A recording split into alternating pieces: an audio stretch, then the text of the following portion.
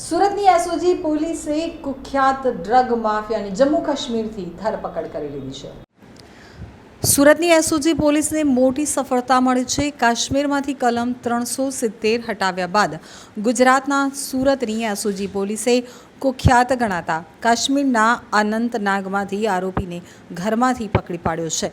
મળતી માહિતી અનુસાર આ કુખ્યાત ડ્રગ્સ માફિયા છેલ્લા 19 વર્ષથી નાર્કોટિક્સના ગુનામાં નાસ્તા ફરતા હતા।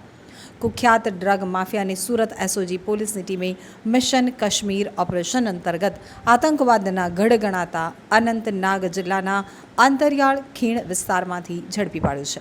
પકડાયેલો આરોપી ભારતભરમાં ચરસની સપ્લાય કરતો હતો। વર્ષ 2006માં દિલ્હી એનસીબી અને સુરત ક્રાઇમ બ્રાન્ચ દ્વારા રેલવે મારફતે જમ્મુ કાશ્મીરની ચરસની મોટી ખેપ મારતી મહિલા સહિત 3 આરોપીઓને 10.250 કિલોગ્રામ હાઈ પ્યોરિટી ચરસના જથ્થા સાથે ઝડપી પાડવામાં આવ્યા હતા, જેની કિંમત 10,25,000 હતી। પોલીસે સુરત રેલવે સ્ટેશન પાસે આવેલી બિસ્મિલ્લા હોટલ સામેથી આરોપીઓને પકડી પાડ્યા હતા। આ ગુનામાં જે તે સમયે પોલીસે કુલ 7 આરોપીઓને ઝડપી પાડી કોર્ટમાં રજૂ કર્યા હતા, જ્યાં આરોપીઓને 10 વર્ષની સખત કેદની સજા ફટકારવામાં આવી હતી અને 1 લાખ રૂપિયાનો દંડ કરવામાં આવ્યો હતો।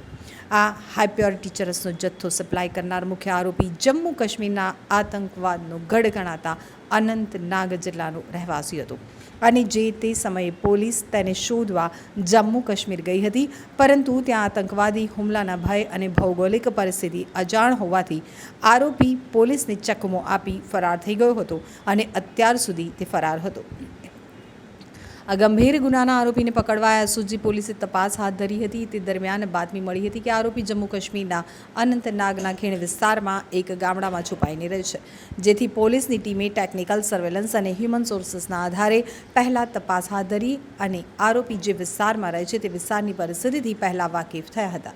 અત્રે ઉલ્લેખનીય છે કે જમ્મુ કાશ્મીરનો અનંતનાગ વિસ્તાર ખૂબ જ કુખ્યાત છે। આતંકવાદી હુમલાઓ અહીં થતા રહે છે, જેથી આ વિસ્તારમાંથી આરોપીને પકડવો ખૂબ જ મુશ્કેલ હતો। આ મામલે સુરતની ટીમે કાશ્મીર લોકલ એસઓજી તથા સ્થાનિક બાતમીદારોનો સંપર્ક કર્યો હતો અને એક સ્પેશિયલ ટીમ બનાવી હતી। મિશન કાશ્મીર ઓપરેશન સુરત દ્વારા શરૂ કરવામાં આવ્યું હતું। પોલીસે એસઓજીના હેડ કોન્સ્ટેબલ રામજીભાઈ મોહનભાઈ, રાકેશભાઈ વલ્લભભાઈ તથા કૌશલ કુમાર કનૈયાલાલની ટીમ બનાવી હતી, જેમાં સુરતથી આશરે 1800 કિલોમીટરનો પ્રવાસ કરી જમ્મુ કાશ્મીરના અનંતનાગ જિલ્લાના બિજબહેરા ખાતે આ ટીમ પહોંચી હતી। તે વિસ્તારમાંથી વાકેફ થઈ આરોપી જે વિસ્તારમાં રહેતો હતો ત્યાં તપાસ હાથ ધરી હતી। આરોપી જે વિસ્તારમાં રહેતો હતો તે અત્યંત સંવેદનશીલ વિસ્તાર હતો। 4 વર્ષ પહેલાં આરોપી બિજબહેરા વિસ્તારમાં રહેતો હતો, ત્યારે આતંકવાદી સાથેની લડાઈમાં ત્યાંના પોલીસ ઇન્સ્પેક્ટર શહીદ થઈ ગયા હતા, જેથી સુરત એસઓજી પોલીસે આરોપીને પકડવા સ્પેશિયલ ઓપરેશન ગ્રુપ અનંતનાગ અને લોકલ બાતમીદારની મદદથી આરોપીની દિનચર્યા વિશે માહિતી મેળવી હતી અને એક્શન પ્લાન તૈયાર કર્યો હતો। પોલીસે તમામ પ્લાન તૈયાર કરી આરોપીના રહેણાંક મકાનને વહેલી સવારે 5 વાગે રેડ પાડવાની તૈયારી કરી હતી। સુરત એસઓજી પોલીસ અને ત્યાંની પોલીસે આરોપી નિશાર અહેમદ ગુલામ નબીદારની ઊંઘમાં જ ઝડપી પાડ્યો હતો। આજુબાજુના લોકોને કંઈ સમજ પડે તે પહેલાં જ આરોપીને ઊંઘમાંથી ઝડપી પાડવામાં આવ્યો હતો।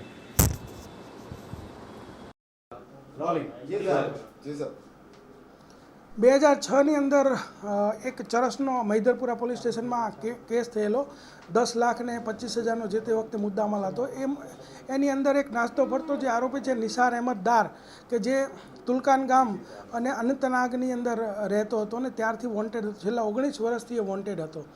તો અમારા એસઓજીની ટીમને અને અમારા હેડ કોન્સ્ટેબલ રામજીભાઈને બાતમી મળી કે ત્યાં આનું લોકેશન છે ને મળી શકે એમ છે, એટલે એમણે ઉચ્ચ અધિકારીઓની પરવાનગી લઈ અને સેન્સિટિવ વિસ્તાર હોય અને લેખિત પરવાનગીઓ આપવામાં આવેલ। ત્યારબાદ તેઓ ત્યાં અનંતનાગ પહોંચ્યા, ત્યાંના એસઓજીના પીએસઆઈ સાથે સંપર્ક કર્યો, આખી ટીમ સાથે સંપર્ક કર્યો અને ત્યાં વોચમાં રહ્યા, કારણ કે જે આ તુલકાન ગામ છે એ ગામ આખું પીડીપી સમર્થિત એરિયા છે, કે જે મહેબૂબા મુફ્તી છે પીડીપીના જે નેતા, એ બિજબહેરાના છે અને બિજબહેરા તાલુકામાં જ આ તુલકાન ગામ આવેલું છે। એકદમ સેન્સિટિવ એરિયા છે અને તુલકાન આખું જ જે છે એ ડ્રગ્સના જે આરોપીઓ છે એનાથી ભરેલું છે। એક તેને કહેવાય કે ખૂબ જ દિલધડક વાત હતી કે ત્યાંથી કોઈ આરોપીને લઈ આવો, પરંતુ એસઓજીની ટીમે ત્યાંની એસઓજીની ટીમ સાથે મળી અને આ એક દિલધડક જે ઓપરેશન છે એ પાર પાડ્યું। સવારે 5 વાગે જઈ અને એને વેપન સાથે ગયેલા અને એને ઉઠાવીને લઈ આવેલા અને આ 19 વર્ષ જૂનો સુરતનો જે 70ના વોરંટ મુજબનો આરોપી છે એ ઝડપી પાડેલો છે. સાહેબ, આરોપીને પકડવા માટે પોલીસે જે રીતે ઓપરેશન પાર પાડ્યું છે એને નામ શું આપ્યું હતું અને ખાસ કરીને જ્યારે ઊંઘતો હતો ત્યારે જ ઝડપી પાડવામાં આવ્યું છે?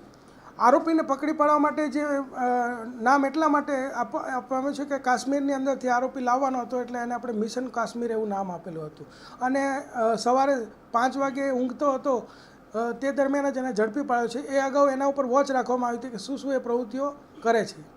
સર, કલમ 370 હટાવ્યા બાદ ગુજરાતમાં પહેલો કેસ કહી શકાય છે ત્યાંથી આરોપીને પકડ્યો. કલમ 370 હટાવ્યા બાદ અત્યારે અમારી ટીમને હમણાં જ એની માહિતી મળી કે આ એક આરોપી અહીંયા 19 વર્ષથી વોન્ટેડ છે અને માનનીય આપણા ડીજી સાહેબે તથા માનનીય સીપી સાહેબે પણ એક ડ્રાઈવ આપેલી છે કે જૂના જે નાસ્તા ફરતા આરોપીઓ વર્ષોથી જે વોન્ટેડ છે એને પકડવાની પણ અભિયાન ચાલુ છે. એના અંતર્ગત આને પકડવામાં આવેલ છે. સર, આરોપી ડ્રગ્સ ક્યાંથી ઓપરેશન મંગાવતો? હતું, કઈ રીતે સ્થાનિક એસઓજી સાથે હાઈટેક હથિયારો સાથે પોલીસની ટીમ ગઈ હતી? સ્થાનિક એસઓજીના જે પીએસઆઈ છે એની સાથે અમારી ટીમ સંપર્કમાં હતી. એમણે એમના એસએસપીને વાત કરેલી, મારી પણ એના ઉચ્ચ અધિકારી એસએસપી જોડે વાત થયેલી ને ત્યારબાદ સંપૂર્ણ સાવચેતી લઈને આ એક ઓપરેશન પાર પાડવામાં આવેલું છે. સર, ડ્રગ્સ ક્યાંથી મંગાવતો હતો અને કઈ રીતના આ ડ્રગ્સ જે છે એનો કેસ 2006માં થયેલો અને રાજેશ ખત્રી નામનો એક આરોપી જે તે વખતે આ ડ્રગ્સ મંગાવ્યું હતું ચરસ અને આ પકડાઈ ગયેલા. ત્યારબાદ આ ભાઈ જે નિસાર અહેમદ દાર છે તે વોન્ટેડ હતો. જ્યારે રાજેશ ખત્રી જે મંગાવનારો હતો એ ઝડપાઈ ગયો હતો. ત્યારબાદ એણે સજા ભોગવીને છૂટ્યા બાદ ફરીથી એણે ડ્રગ્સનો ધંધો ચાલુ કર્યો હતો. ત્યારબાદ ફરીથી એસઓજીએ 2017માં એને પકડ્યો અને એ જે એસઓજીએ કેસ કર્યો એમાં પણ એને 15 વર્ષની સજા થયેલ છે. નિશાદ ક્યાંથી મંગાવતો હતો ડ્રગ્સ? નિષાદ જે છે ત્યાંથી અફઘાનિસ્તાનથી કે ત્યાંથી લાવી અને કાશ્મીર વાયા કાશ્મીર થ્રુ એ અહીંયા ડ્રગ્સ સપ્લાય કરવા માટે આવેલો હતો. આતંકવાદના ગઢમાં ઓપરેશન, કેટલી સાવચેતી રાખવી પડી? હુમલો થવાનો પણ ભય હતો. તાજેતરમાં અત્યારે ત્યાં ચૂંટણીઓ પણ થવાની હતી. એ દરમિયાનમાં અમારી સાથે સતત જે અમારી ટીમ છે સંપર્કમાં હતી અને અમે એને કીધું કે આ જે કામ છે એ ખૂબ જ સારું છે પરંતુ સાવચેતી ખૂબ જરૂરી છે. તો અમારા જે ટીમ ગયેલી એના લીડર જે હતા જે રામજીભાઈ, અગાઉ એણે ઇસ્માઇલ ગુર્જરને પણ પોતે એકલા હાથે પકડેલો હતો જે કોકેનના ગુનામાં વોન્ટેડ હતો. એટલે આ આખું જે ઓપરેશન છે વ્યવસ્થિત રીતે